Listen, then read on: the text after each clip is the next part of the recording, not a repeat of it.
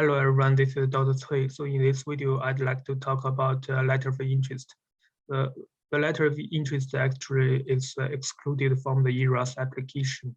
So the purpose for to write this letter is to send it to the program directors, program coordinators, or even the department chairs and our connections in order to let them have a look at our application package in advance in order to see if they can send us interview invitations or help us get more interviews. So now I'm going to talk about it and what do we need to pay attention to write this letter. So the first important thing is when should we send this letter? And I listed 4 time period to send this letter to the programs. So the first time period, which is also the most important time, it's 1 month before ERAS open to the programs. So normally the ERAS open to the programs in the earlier or beginning of the October. Well, sometimes it's a little later, like in 2020, it's open to the programs in the late October. But anyway, just 1 month before ERAS open to the programs. And in this letter, you need to introduce yourself, achievements, and also mention about the red flags. So some people would like to hide their weakness or red flags from the programs in this letter, but I would suggest you to mention it in advance, because once you expose all of your weakness to the programs, and the program director would know the whole picture of yours. Even later on, the ERAS open to the programs, they actually have already known your weakness, so they would there will be no extra there will be no extra disadvantage for your application. So that's what, and also if you just send this, so that's also the reason you send the letter of interest to them in order to get the interview, even you have a red flag or weakness. So that's why I would suggest you to mention it in advance. And the second time to send this letter is the 3rd week of October, because after the first round of interview, the program director will have time to check their message. So this is the perfect time to send the email to them to ask for more interview. And during this during this email, you can definitely follow up for the last email if the program director or the receivers responded to your email last time. You can tell them, you can remind them to say that if they can help you to get the interview. And also you can update any new information in this email. For example, if you pass step 3 or have any more publications, you can tell them about it. And the third time is first week of December, which is also time after the second round of interviews. So the program director will also have time to check it. And the last one is first week of January. So during this time, some applicants who have a lot of interviews will withdraw some of the interview during this time, because their schedules is all filled up. So they probably will have no time to take extra interviews. So during this time, if you are on the program's waiting list, they probably will send you the interview if someone withdraws the interviews. So this is the 4 time period I would suggest you to send the letter of interest. And as I mentioned, the people we need to we need to send to is program directors, program coordinators, chairs, or connections.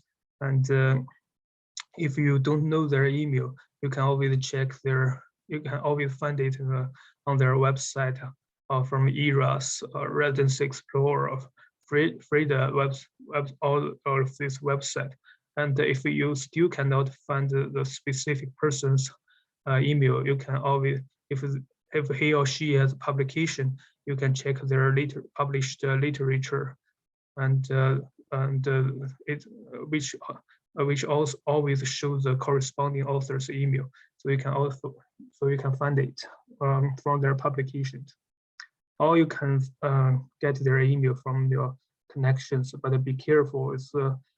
Sometimes it's not it's not good to send the email directly from um, directly from if your connection give you this person's email, probably they just don't want people to know their email. So I would suggest you to ask your connection to see if they can help you to pass your letter of interest to that specific person directly, instead of you send the email.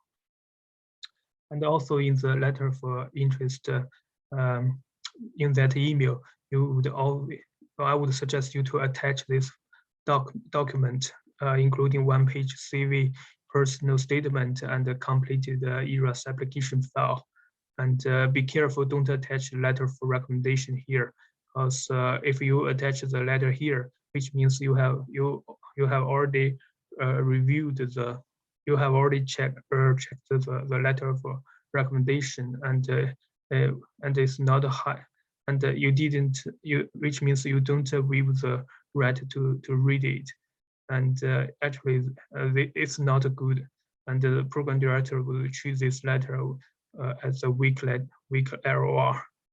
But you can always ask the author to send the LOR to the program director directly. That would have no problem if the author would like to do that. And now I just show you an example of my letter of interest. This is my first one. I sent it to the programs in 1 month before the ERAS opened to the programs. So in the subject line, I just mentioned that, dear Dr. The program director's last name, and I'm interested in your because I applied for the internal medicine, so I just mentioned it. But so you can always change it based on your specialty.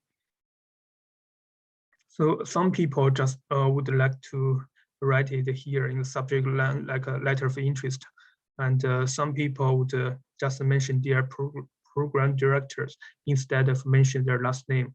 Well, I actually don't like doing that, because imagine you are the program director. If you receive an email, just mention that letter of interest, or mention their program directors, I would probably want to pay attention to those emails, because after checking that, I would definitely know what they want me to do, what they want from me. So actually I don't like it. If someone write like this, dear Dr. Cui, I'm interested in your internal medicine residency program, I probably will check it, because this person respects me. This person know my last name, and I know it's a kind of probably it's a kind of a personalized email.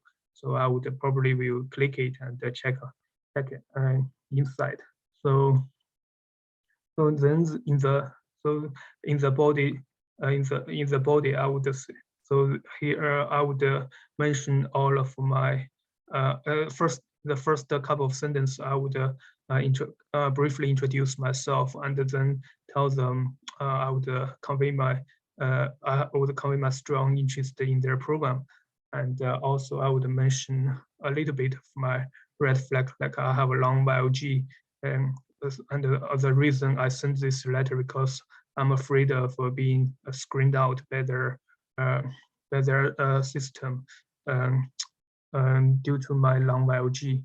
And also in the next paragraph, I would mention about my achievements, and then I would mention about definitely mention about my clinical experience. And then the last paragraphs, I would say that I would mention about my red flags again, and also as well as other things I need to let them to know, and then I would let them know that I would ask them if they are still interested in my application, even I have a long biology, and that's it. So and at the end of a letter, I always mention that my name, email address, cell phone number, and the AMC ID in order to let them to find me once the ERAS open to them. So that's it. So I hope you will also you can also write a personalized letter of interest to the program directors in order to let them send you interview invitation. I know this process takes a long time if you send each program of each personalized letter of interest, but compared to the whole process of the application, this journey, this is just a small step. So that's why I strongly recommend you to take some time to draft a personalized letter of interest to each program you are interested in. So that's it. Good luck.